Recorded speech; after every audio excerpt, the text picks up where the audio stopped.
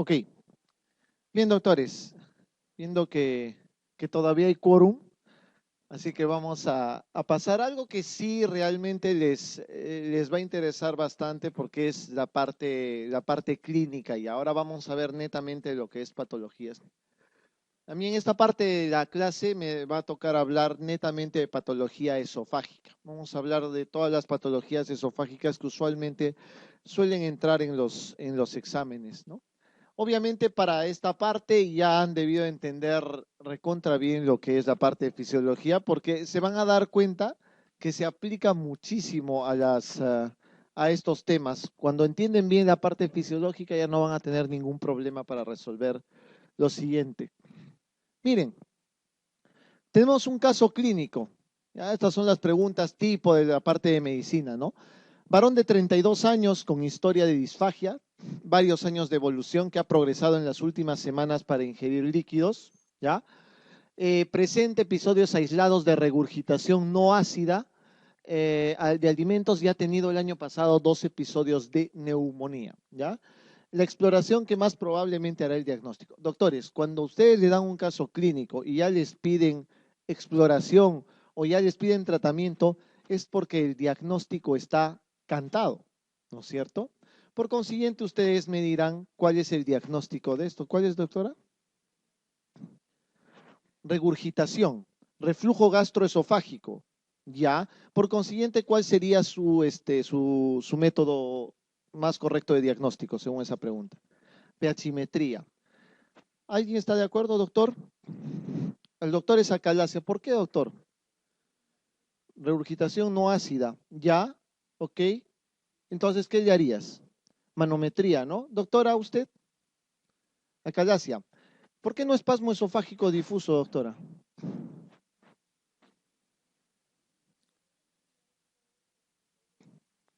Ok.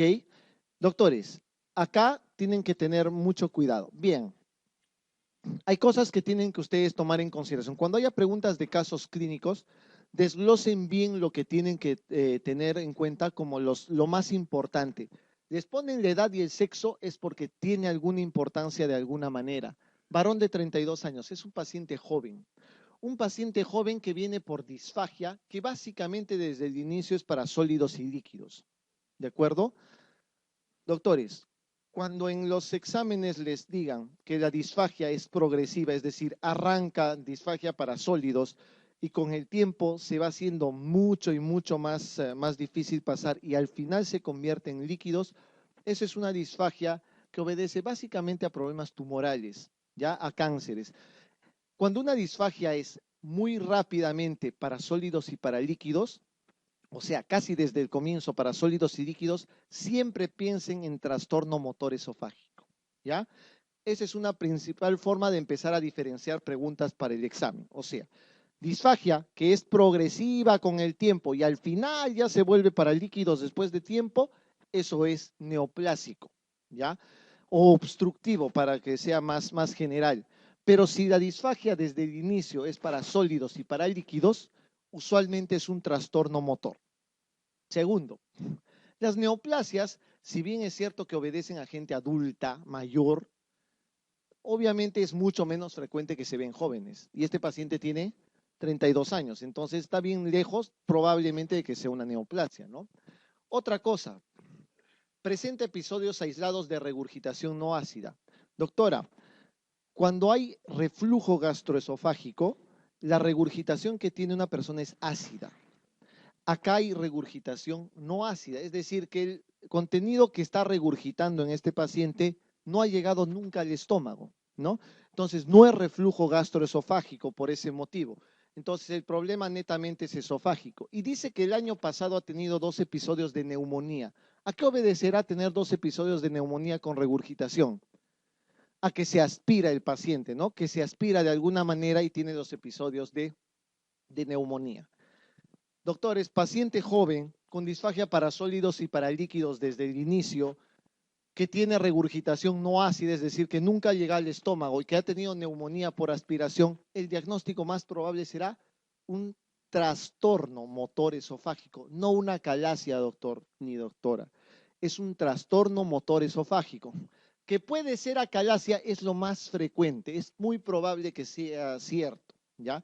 Pero el diagnóstico es un trastorno motor esofágico. ¿Cuál es el método para hacer el diagnóstico de un trastorno motor esofágico? Una manometría esofágica en sí. De eso voy a hablarles ahora, prácticamente los trastornos motores esofágicos. Ya saben, esto tenían que aprenderlo. Músculo estriado arriba, músculo liso abajo y al medio un intrincado de ambos. Los trastornos motores del esófago son tres: acalasia, espasmo esofágico difuso y esclerodermia. Esclerodermia, les voy a dar dos cosas puntuales de esclerodermia, porque eso lo ven más en reumato. Y acalasia y espasmo esofágico difuso es de lo que voy a hablar ahora fundamentalmente. Doctores, en acalasia, simplemente si saben qué significa acalasia, a partir de eso salen toda la clínica y hasta el tratamiento de esto. Acalasia significa A, sin, y calasia, relajación. Es decir, en la calasia no hay relajación del esfínter esofágico inferior. Ese es el mecanismo fundamental que tiene una calasia. Falta de relajación del esfínter esofágico inferior. Eso significa calasia. Paralelamente puede haber falta de contracción acá en el esófago. O sea, no hay contractilidad adecuada, no hay una peristalsis adecuada en el esófago. Pero su defecto fundamental es la falta de relajación en el esfínter esofágico inferior. Doctores, esto es lo que aparece en vuestros libros que les encanta leer para la preparación para la residencia. Esto es algo que no se usa, ¿ya? Pero les tengo que mostrar porque eso les pueden preguntar en el examen. Pero les voy a enseñar también algo, porque esta clasificación de acalasia no se usa ya, ¿ya? Es una clasificación antigua. Por si acaso, ténganla en consideración. Se clasificaba la acalasia en clásica y vigorosa. La que toman en el examen obviamente es la clásica, pues la vigorosa no les van a poner porque necesitan métodos manométricos para diagnosticar. ¿Qué es una acalasia clásica? La que les he mencionado: falta de relajación del esfínter esofágico inferior y falta de peristalsis adecuada, es decir, la peristalsis es de baja amplitud, muy poco intensa. La vigorosa obedece a lo mismo: falta de relajación del esfínter esofágico inferior, pero a diferencia de ellas, el esófago hace un esfuerzo muy potente para tratar de vencer esa resistencia. De la que vamos a hablar es esta, de la acalasia clásica. Pero como les digo, hay cosas que yo les voy a enseñar que son cosas nuevas y que les voy a decir que entra o no entra en el examen. Pero tienen que aprenderlo porque si no es absurdo de que les esté hablando solamente para esto. Esto no se usa, ¿ya? Pero eso es lo que toman algunas veces en el examen. Esto es lo correcto ahora. Esta es la forma de clasificar la acalasia.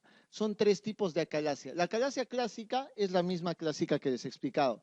La tipo 3 es la acalasia vigorosa, se conoce ahora como acalasia espástica. Y la tipo 2 se llama acalasia por compresión. Esto no toman en el examen, básicamente. Eso es lo que tengo que mencionarles. Pero tienen que saber que esa es la forma correcta de clasificar ahora, ¿de acuerdo? No lo toman en el examen porque no lo saben mucho, no lo desarrollan demasiado. Como no lo toman en el examen, tampoco hay mayor cosa que debo explicar. La diferencia entre las tres es básicamente características manométricas. Ya si alguno de ustedes llega a ser mi residente, ya serán martirizados cruelmente con una de estas cosas. Así que por ahora solamente puntual nada más en qué consiste cada uno. Cuando les pregunten cuál es la causa de la acalasia, la respuesta es desconocida. O sea, no se conoce la causa de la acalasia. ¿Ya? No se conoce el problema por el cual hay una falta de relajación, pero existen teorías y esas teorías se las voy a explicar en un momento. Existen teorías que suponen que pueda ser la causa de la acalasia. Existe un término que se llama acalasia secundaria. ¿Qué es una acalasia secundaria? La acalasia secundaria son cualquier otra patología que dé los síntomas de una acalasia. Por ejemplo, un cáncer de cardias, un cáncer de la parte inferior del esófago, ¿qué da? Falta de relajación del esfínter esofágico inferior y síntomas parecidos. Por eso se llama acalasia secundaria. Una infiltración por neoplasia, cicatrices por radiación o enfermedad de Chagas, por ejemplo. ¿Qué es la enfermedad de Chagas, doctor? ¿La enfermedad de Chagas qué es? ¿Producida por quién? Por el tripanosoma cruzi, ¿no es cierto? Por el tripanosoma cruzi. Y esa es básicamente cuyo vector es ¿cuál? La chirimacha, ¿no es cierto? No confundan la enfermedad de Chagas, que es la tripanosomiasis sudamericana, con la trypanosomiasis africana, que es producida por ¿quién, doctora? Están flojos en infecto, doctora. Por el trypanosoma brucei, ¿no? Uno es cruz y el africano es el brucei. ¿Y eso es transmitido por quién? ¿Por quién, doctora? Es un grupo musical que canta, te quiero comer la boca, te quiero... exacto, por la mosca tsetse, muy bien, por él. Entonces es transmitido por la mosca tsetse, ¿no? Es la enfermedad del sueño famosa es la trypanosomiasis africana. Y el Chagas es la trypanosomiasis sudamericana. ¿Por qué se parece una calasia? Porque la enfermedad de Chagas produce todas las megavísceras, ¿no? Los megasíndromes que llaman, megaesófago, megacorazón, megavejiga, y ese megaesófago es el que da el aspecto básicamente semejante a lo que puede ser una calasia. Por eso se conoce como enfermedad de Chagas, como una calasia secundaria. Entonces, a tener en consideración ese detalle. Veamos las teorías. ¿Recuerdan este gráfico que lo vimos a las 4:15 de la tarde, ¿no es cierto? Para los que habían llegado a esa hora. Entonces, acá vamos a ver que existen las teorías. Ya han visto en qué consiste la deglución. La deglución era esto, ¿no? Uno pasa el alimento, se estimula el Meissner, sube la información por el vago, se procesa en los núcleos, regresa por el vago y se produce la contracción de los músculos longitudinal y circular. Eso ya lo habían visto. La teoría de la calasia, la más aceptada es que hay una disminución en el número de neuronas del plexo de Auerbach. ¿Qué significa eso? Uno consume el alimento de glute, se estimula el Meissner, sube por el vago, se procesa en el núcleo, regresa por el vago, pero cuando llega acá, como hay un número de neuronas alteradas acá, no hay una buena contractilidad del esófago. Esa es la teoría más aceptada. Como no hay una buena peristalsis, no va a haber también un buen paso básicamente del contenido alimentario hacia el estómago. Entonces, eso es una de las teorías y esa es la teoría más aceptada. Hay otras dos teorías que son, por ejemplo, la alteración del vago. Consumes el alimento, se estimula el Meissner, pero no sube ni baja la información, por consiguiente no hay peristalsis. Ok, otra teoría. La disminución del número de neuronas del núcleo dorsal y del ambiguo. Consumes el alimento, se estimula el Meissner, sube la información, pero no lo procesas, por consiguiente no baja, por consiguiente no hay contracción. Son las teorías. Sin embargo, si en el examen les preguntan cuál es la teoría más aceptada, respondan esta, que es la disminución del número de neuronas del plexo de Auerbach. ¿De acuerdo? Esa es la más aceptada. De esto, de la clínica, salen N preguntas para el examen.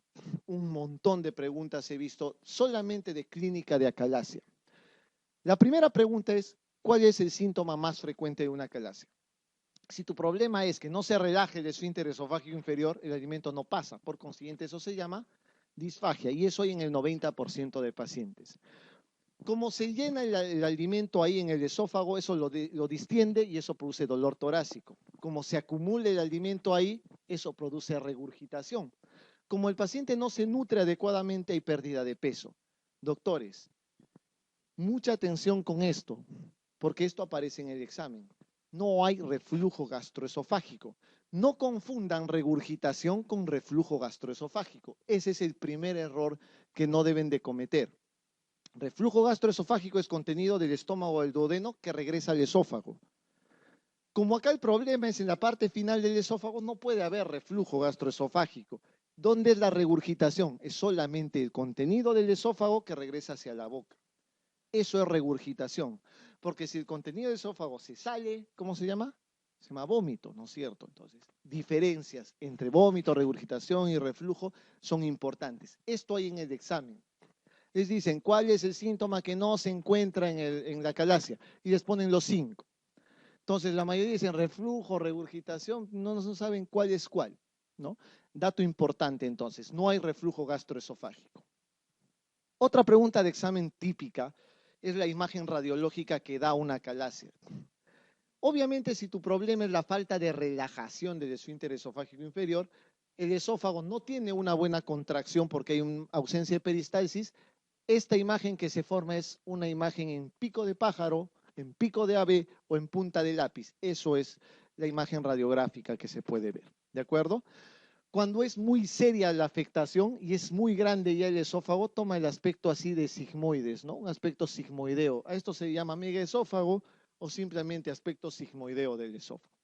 Son las características que deben de saber radiográficamente una acalasia. Imagen en pico de pájaro, punta de lápiz y el esmegaesófago o aspecto sigmoideo. Doctor, ¿cuál es el método diagnóstico de elección de una acalasia?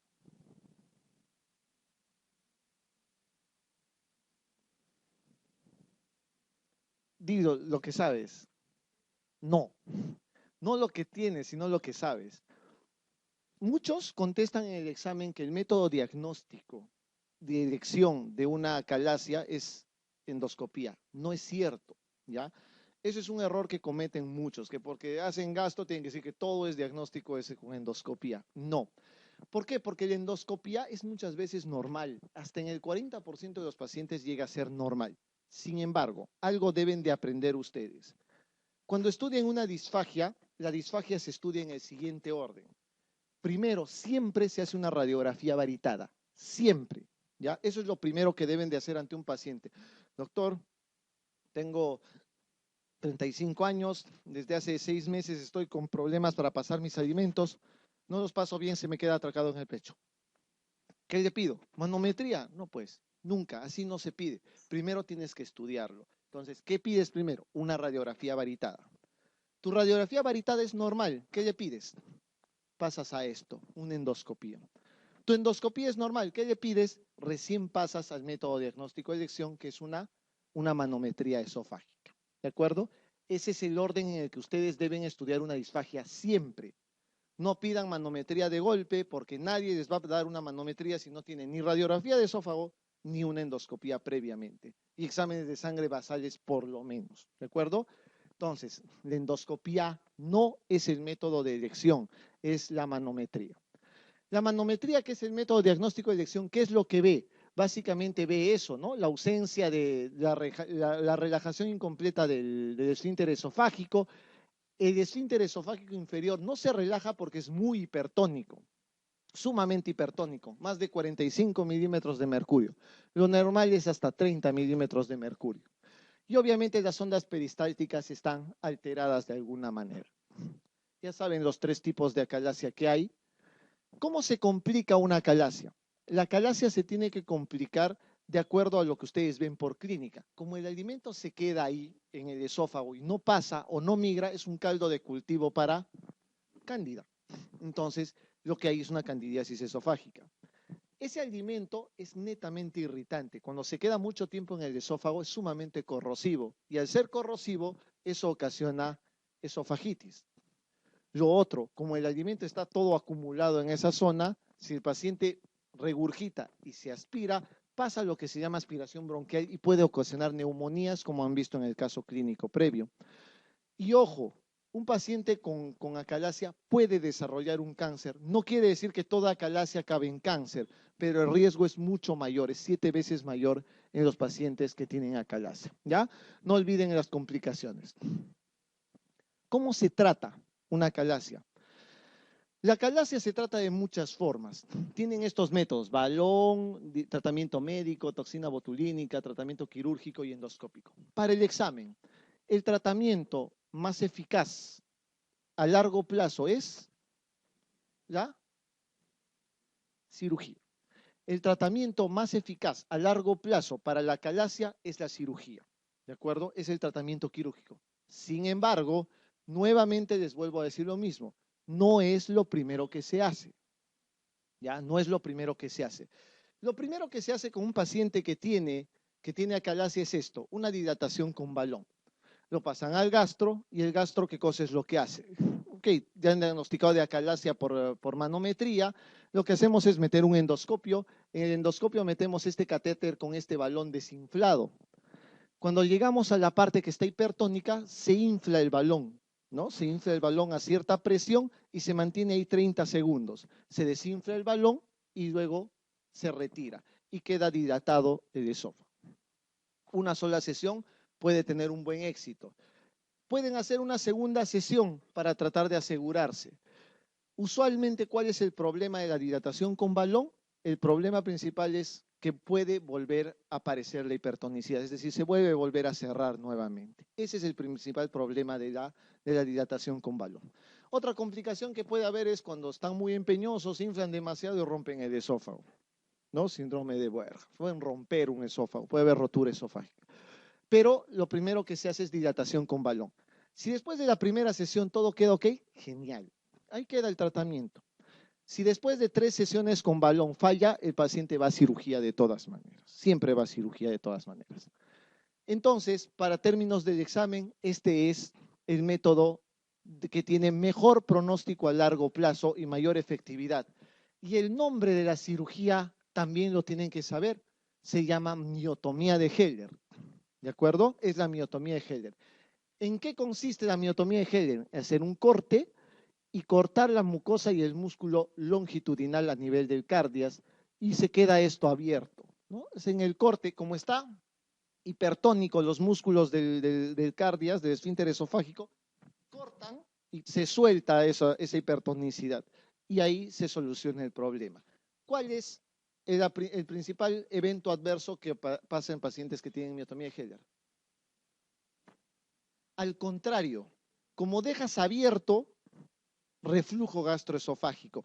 Ese es el principal problema que pasa. Entonces, si tú cortas algo que estaba hipertónico, se queda abierto. Al quedarse abierto, la principal complicación que tienen es reflujo gastroesofágico. Por eso es que ahora los cirujanos hacen dos cosas. Hacen la miotomía para la calasia e inmediatamente le hacen una funduplicatura para tratar de compensar el error, pero sin hipertonicidad, ¿ya? Entonces, suelen hacer eso. Pero este es el tratamiento de elección a largo plazo. Existe tratamiento médico y el tratamiento médico se puede utilizar en algunos pacientes, pero es un tratamiento que tiene muchas limitaciones. ¿Qué se utiliza? Se utilizan antagonistas de los canales de calcio. ¿Un antagonista del canal de calcio, doctora? Tiene alma de cardióloga. Verapamido, ya, pero no es el que se utiliza. Uno más común, el nifedipino. El nifedipino es por excelencia el antagonista del canal de calcio que se utiliza. Ese antagonista del canal de calcio, ¿qué función tiene? Normalmente, como es un antagonista del canal de calcio, inhibe la contractilidad de los músculos, en este caso del músculo liso, y eso va a ocasionar que se relaje discretamente el esfínter esofágico inferior. Ese es el mecanismo de acción. Sin embargo, si tu paciente tiene 90-60 de presión y está con acalasia, le das un nifedipino y lo vas a tirar pues, al suelo de inmediato, ¿no es cierto? Grave problema para los pacientes porque es un antihipertensivo de buen nivel. Otra cosa que se utiliza, por ejemplo, es el dinitrato de isosorbide, lo que utilizan para problemas coronarios.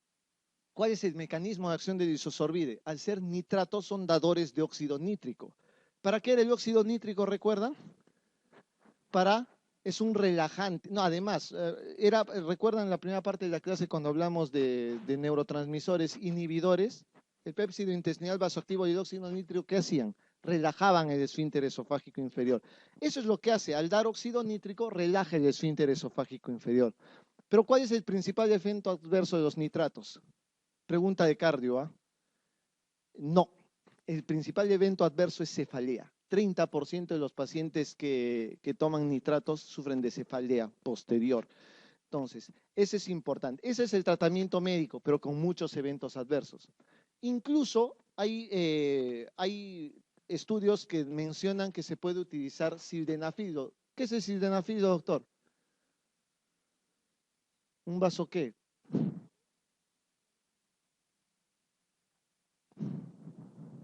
Vasodilatador. ¿De qué? ¿Para qué se utiliza? ¿Recuerdas? ¿Cuál es la principal indicación del sildenafil? ¿Se acuerdan? ¿Para qué era, doctor? A ver, los que tienen pinta de saber, no estoy diciendo de usar, de saber. Doctor, ¿para qué se utiliza el sildenafil? Indicaciones.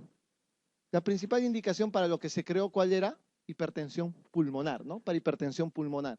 Y después, al ver que todos los pacientes con hipertensión pulmonar estaban arriba, entonces dijeron, esto se utiliza para disfunción eréctil, ¿no es cierto? Y lo utilizan para disfunción eréctil.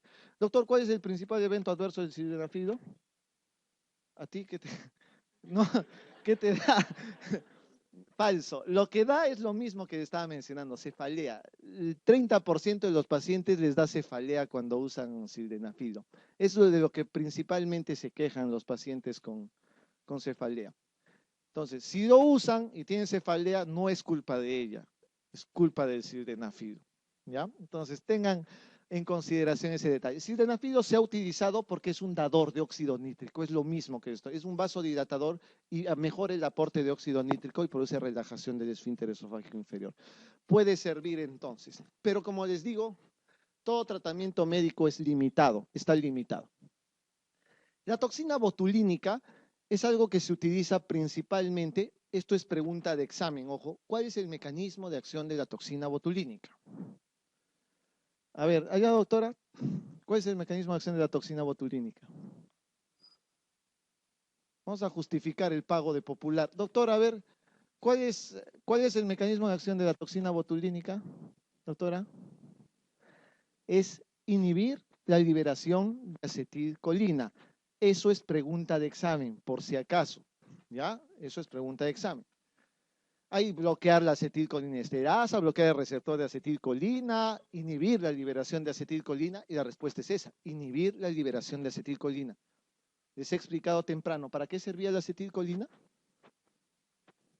¿Para qué era? Para... No, era más bien es para contracción, junto con la sustancia P, los neurotransmisores, estimuladores de contracción son acetilcolina y sustancia P, y los inhibidores son péptido intestinal vasoactivo y óxido nítrico. Les he dicho, por eso es fisiología importante. La acetilcolina, entonces, lo que hace la toxina botulínica es inhibir la liberación de acetilcolina, por consiguiente, eso permite que los neurotransmisores inhibidores sean predominantes y relajen. Eso se inyecta también por vía endoscópica, por si acaso. Se pone en endoscopía y se inyecta en la zona que está hipertónica y eso produce relajación. ¿Cuál es el principal problema? El mismo que les he dicho previamente con el balón. Se vuelve a cerrar, ¿no? Se vuelve a cerrar. Hasta ahí todo chévere.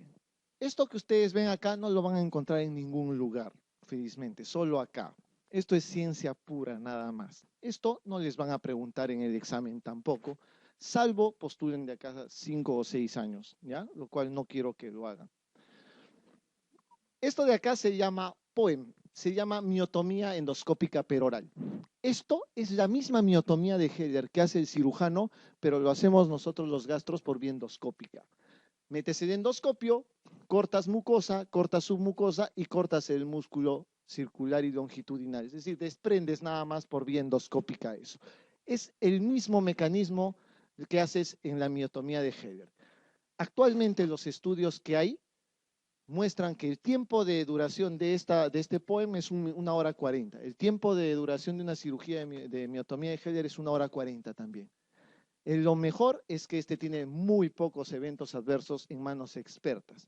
Por consiguiente, como les dije, si postulan de acá a 6, 7, 8 años, probablemente este sea digamos, el tratamiento de elección en un tiempo. Actualmente, para el examen, marquen cirugía. ¿De acuerdo? Esto no les van a preguntar, solo sépanlo. Lúzcanse cuando hablen de acalasia con eso, porque esto es algo bastante nuevo y algo que se está utilizando actualmente con muy buenos efectos. Entonces, como ustedes ya son unos maestros de la acalasia, ya saben entonces contestar esta pregunta, ¿no? ¿Qué actuación posee la menor utilidad en el tratamiento de la acalasia? Doctor, tratamiento endoscópico con argón. Ajá, la doctora. Doctora. Dilatación neumática. Doctora. El farmacológico. Doctor. Te falta gel, miotomía y tratamiento con calcio nomás y todos habrán leído la pregunta.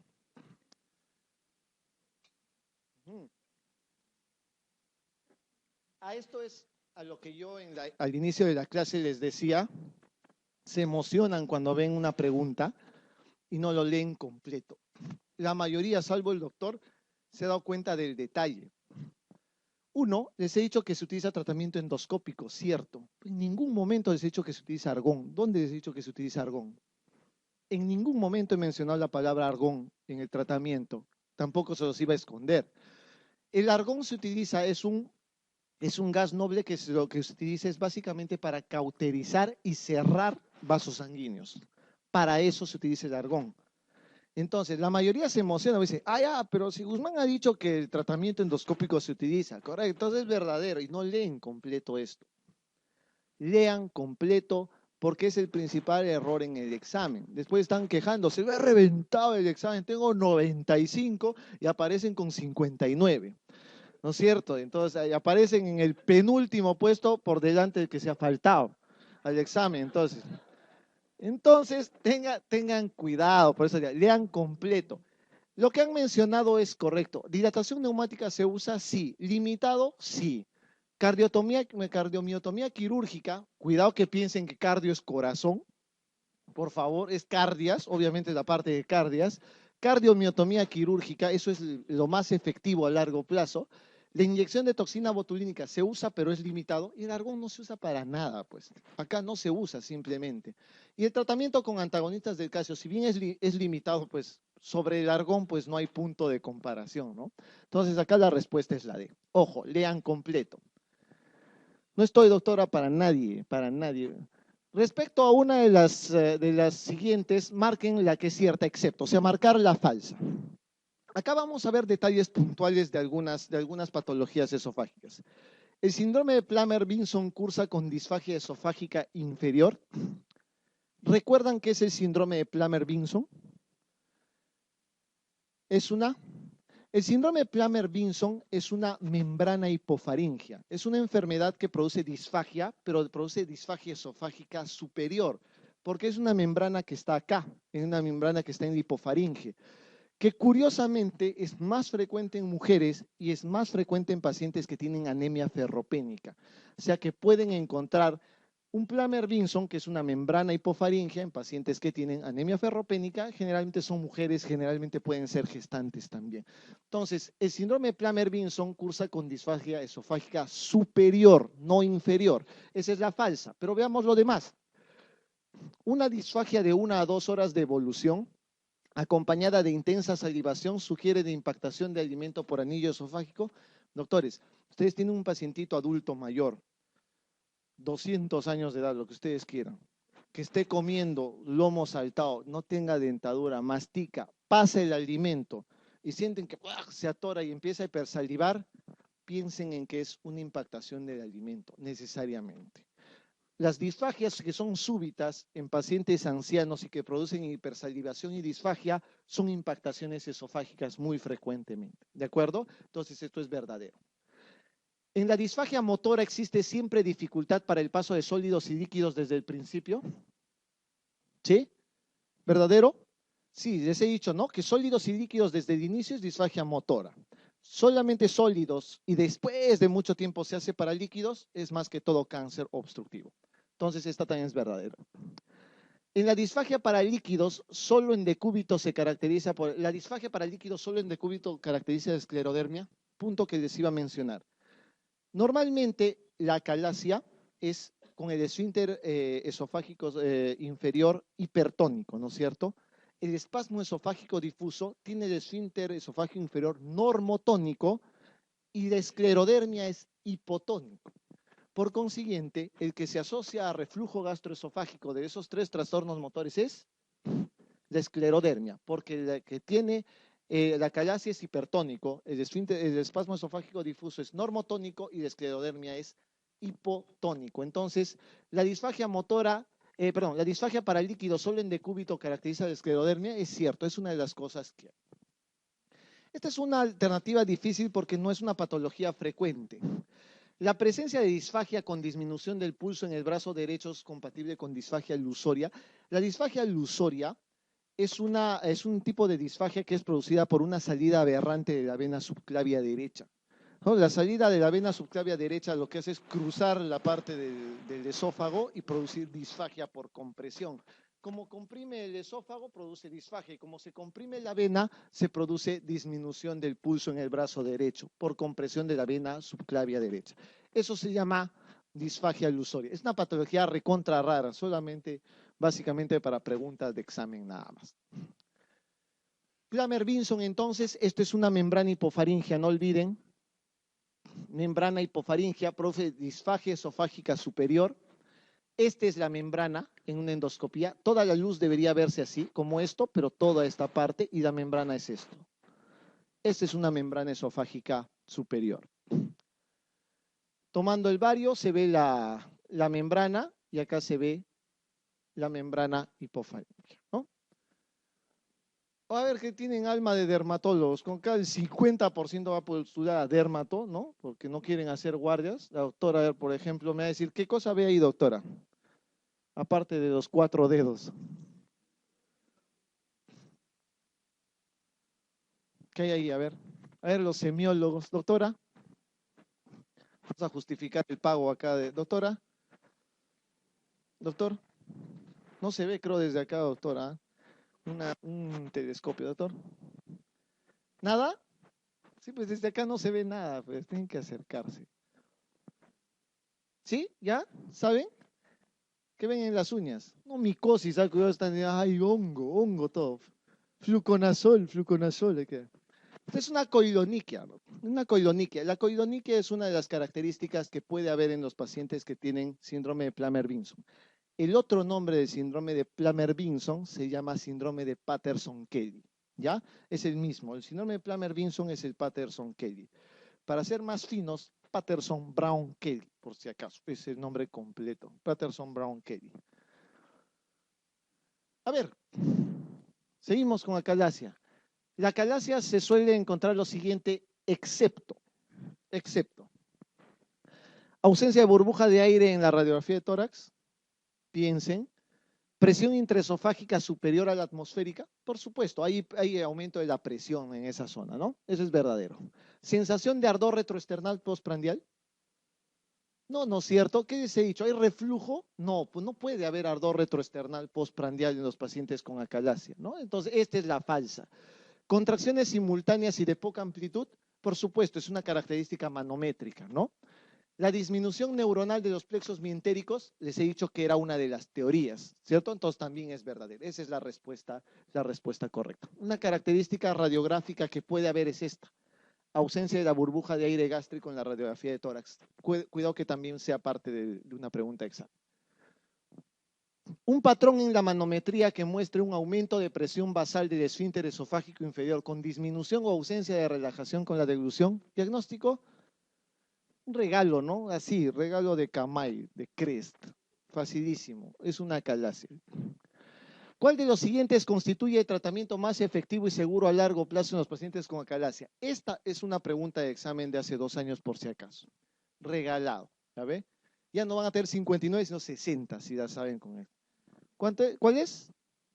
Esófagomiotomía de Helder, ¿no? Así es así de fácil. Esa es la esófagomiotomía de Helder. Si han entendido lo que es acalasia, espasmo esofágico difuso, es más corto y más fácil todavía, porque lo principal era que entiendan cómo afecta todo esto en la acalasia. En espasmo esofágico difuso, ustedes solo tienen que entender el nombre. Obviamente, si estamos hablando de acalasia, en la acalasia el defecto era el músculo liso, ¿no es cierto? Y en la parte de la relajación del esfínter esofágico inferior. En el caso del espasmo esofágico difuso, todo el músculo liso esofágico es el alterado, no solo el cardial. Entonces, ¿qué parte del esófago se afecta? Las 2/3 partes, que son lo que tiene todo el músculo liso. Entonces, ¿qué es lo que va a haber en el espasmo? Espasmos esofágicos y difusos. Va a haber múltiples contracciones simultáneas, amplias y duraderas. A diferencia de lo que hay en la acalasia, donde las contracciones peristálticas son casi ausentes, por eso toma una imagen en pico de pájaro, acá las contracciones son intensas, simultáneas y duraderas, con un esfínter esofágico inferior normotónico, ¿ya? Normotónico. La etiología desconocida, totalmente. Se puede asociar a estas patologías y recuerden que clínicamente, igual que en las otras enfermedades, hay disfagia, igual que en los otros trastornos motores hay disfagia, pero lo que predomina acá es el dolor retroesternal. ¿Por qué? Porque hay mayor contractilidad en esa zona y es más intensa la contracción. Obviamente no hay regurgitación ni pirosis porque no hay reflujo gastroesofágico, salvo tenga añadida la enfermedad, porque el esfínter esofágico inferior es normotónico, o sea, está normal. ¿Cuál es el diagnóstico? Doctores, el mismo orden. Radiografía varitada, endoscopía, manometría. Gold estándar, manometría, igualito. Miren lo que se ve. Si ya saben que es un espasmo esofágico difuso, acá la imagen que toma las múltiples contracciones simultáneas, duraderas, es una imagen en sacacorchos. Eso es la imagen en sacacorchos. No confundan con el esófago en cascanueces. No es igual. Si es cierto que se parecen, ¿ya? No es la misma patología. La diferencia es manométrica, no les van a preguntar en el examen. Pero no, la imagen que se ve no es la imagen en cascanueces, se parecen, se llama imagen en sacacorchos, ¿ya? Es imagen en sacacorchos. Manométricamente, ¿qué se ve? El esfínter esofágico inferior es normal, es normotónico, pero se ven las múltiples contracciones simultáneas y duraderas que han visto. Tratamiento, doctores, lo mismo que para la calasia. Antagonistas de canales de calcio, se puede usar nitratos, se puede utilizar calcio antagonistas y se puede hacer una miotomía, pero en acalasia se llama miotomía de Heller porque es una cardiomiotomía. Acá no se llama miotomía de Heller porque el defecto es en 2/3 inferiores de esófago, entonces la cirugía ya no es igual. Es una miotomía, pero de 2/3 inferiores de esófago y ya no tiene el nombre de miotomía de Heller por si acaso, ¿ya? Ya no se llama miotomía de Heller. Pregunta 7. En el espasmo esofágico difuso es falso. A ver. Lúzcanse, doctores. ¿Se acompaña de dolor retroesternal? Perfecto, muy bien, verdadero. En la manometría esofágica puede visualizarse contracciones repetitivas y simultáneas en el tercio inferior del esófago. ¿Sí? ¿No? ¿No? Puede verse en el tercio inferior, en el medio más si quieren, pero es correcto, pues sí se ve. ¿Existe una hipertonía del esfínter esofágico inferior en reposo?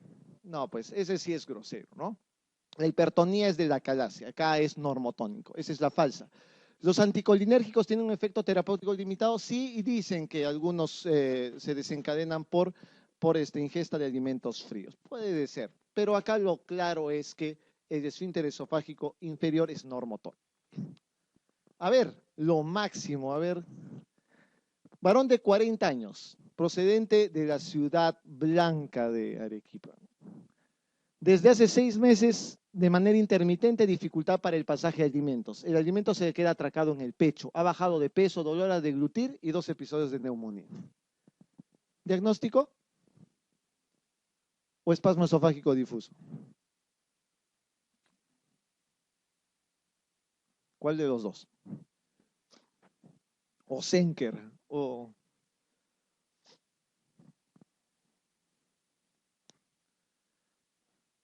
Ha bajado de peso. Por consiguiente, el alimento no pasa, ¿no es cierto? Si baja, es claro que no, el paciente no se está alimentando bien.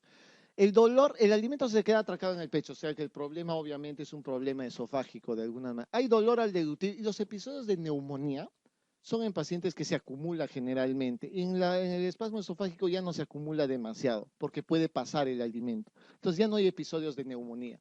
Acá la respuesta es una calasia esofágica, ¿no?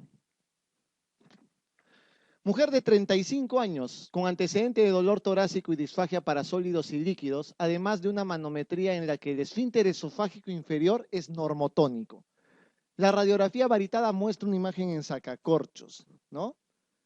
Tiene 2 patas, tiene pico, dice cuacuá, ¿no?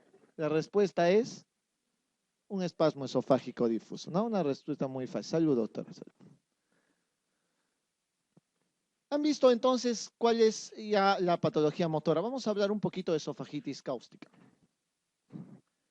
La patología típica o la forma de presentación usualmente de las esofagitis cáusticas es la paciente joven, guapa, entre 20 y 30 años, estudiante de medicina, preparándose para la residencia, ¿no? Muy atareada, estudia todo el día, un enamorado, un déspota de la patada, no tiene paciencia con ella, que tiene que estudiar y sacrificarse para ingresar a lo que ella quiere.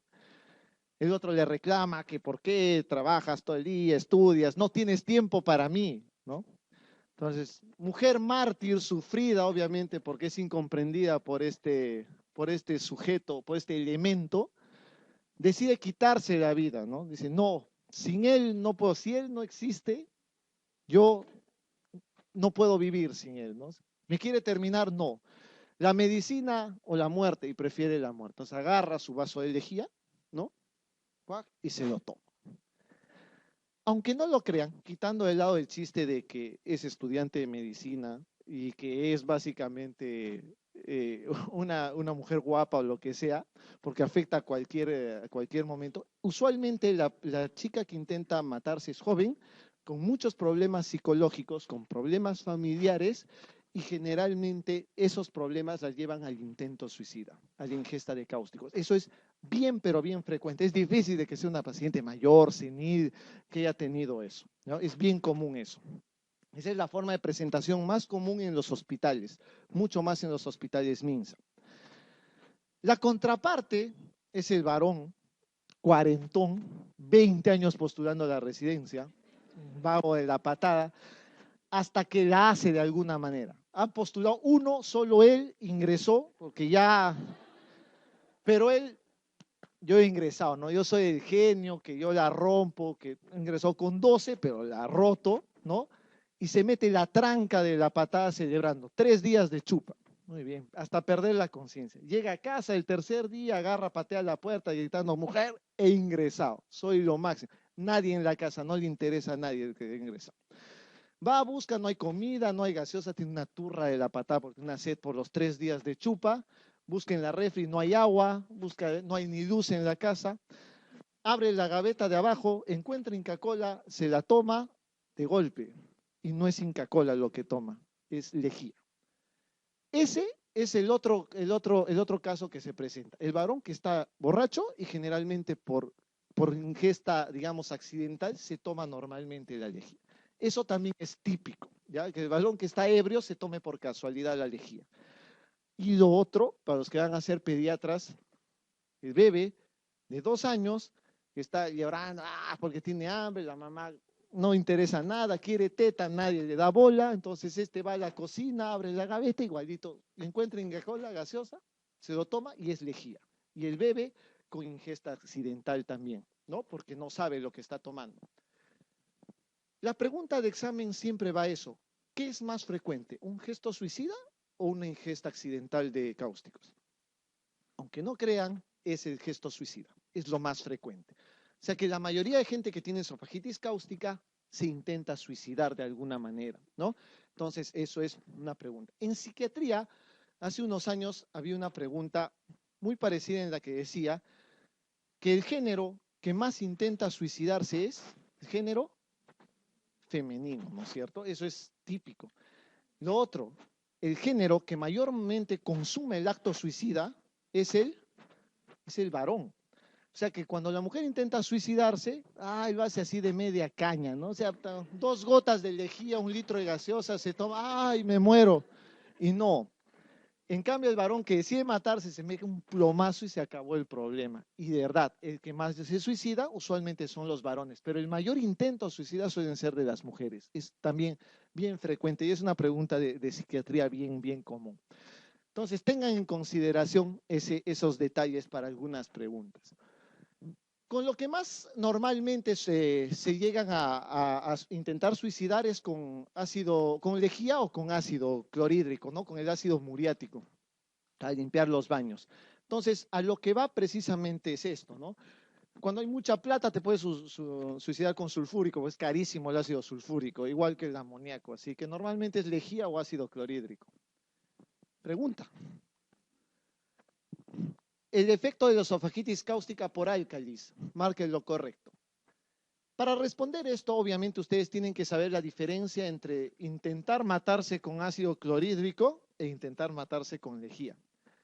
¿Con cuál creen que es peor? Con álcalis. Es más dañino, más peligroso o es más severo suicidarse con lejía o con álcalis. ¿Por qué? Porque la necrosis que produce es una necrosis por licuefacción. En cambio, en los ácidos produce una necrosis por coagulación.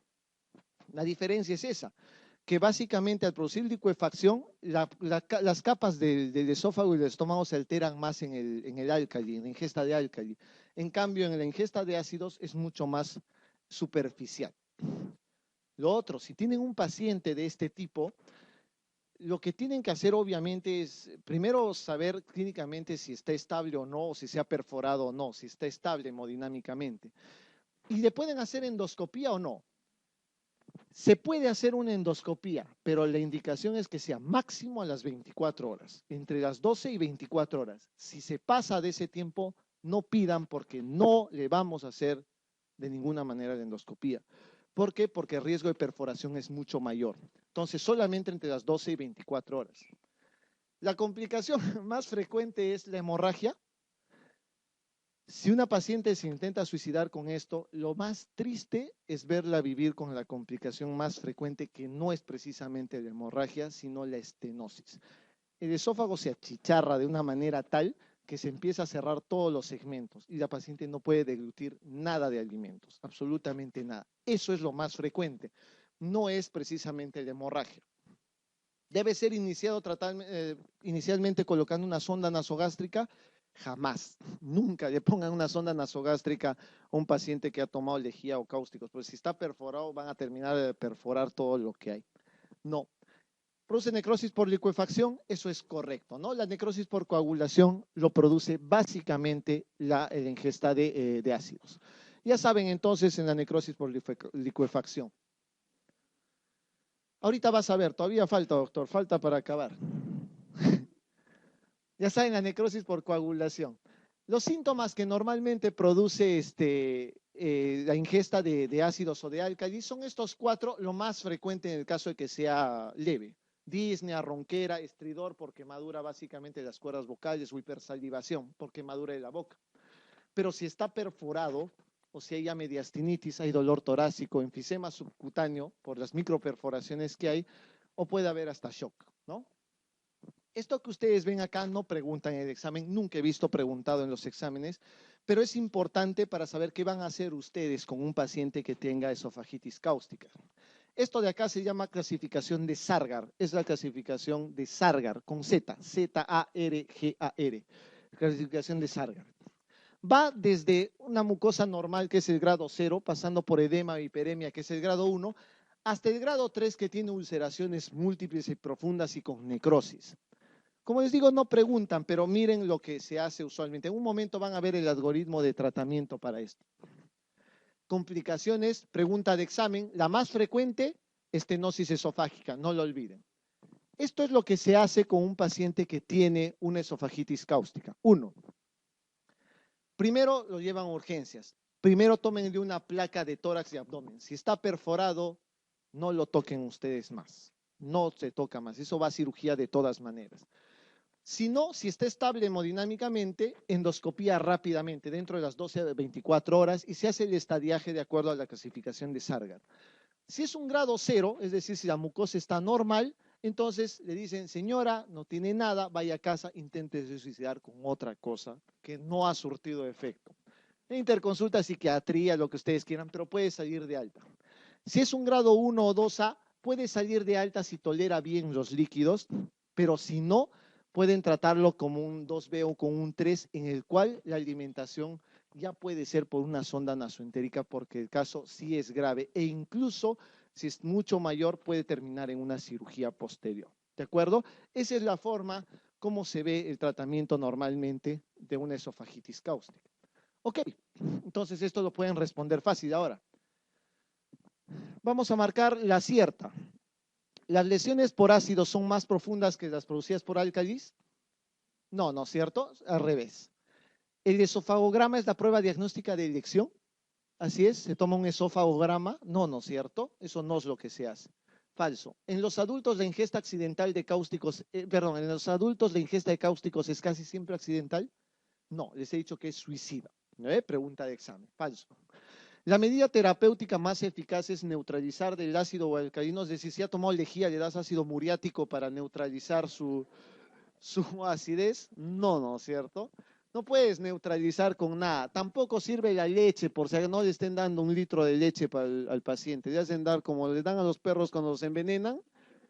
No, tampoco sirve eso, así que no le estén dando cosas extrañas. Superada la fase aguda, la estenosis es la principal complicación. Esa es la respuesta correcta.